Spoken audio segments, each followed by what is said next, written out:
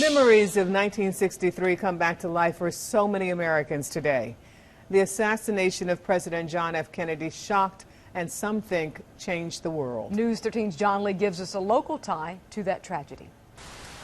Did a little research on just who this character was. At the place where those who pass rest in peace. One grave at Green Hill Cemetery in Waynesville is a reminder of America's turmoil, where folks like Steve Fogg find it fascinating that we have a little bit of the JFK assassination story right here in our backyard. William Greer was a World War II veteran, eventually working with the Secret Service. Driving JFK in Dallas 50 years ago. A life journey that merged with a devastating death. President Kennedy died at 1 p.m. Central Standard Time. Greer retired and eventually moved to Waynesville.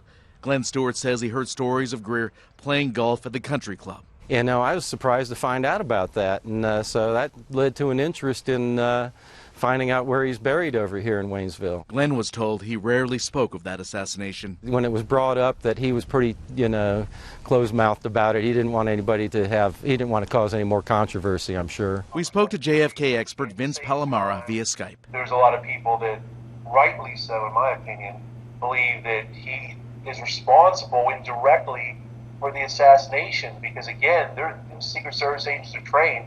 If he hits the gas and obeys an order of the agent in charge who was sitting next to him, history would have been different. The author of Survivor's Guilt interviewed Greer's son about his late father, concluding that the Secret Service agent was tormented for years. He had a lot of guilt about what happened in Dallas because whether or not you believe Oswald acted alone or not, if his dad would have hit the gas, President Kennedy would be alive today. Greer died of cancer in 1985, but speculation and conspiracy theories live on. You know, there's been a lot of controversy, and there's even some theory that he was involved in the killing. Theories that Palamara says bothered the family. His son was pretty forthcoming about his dad.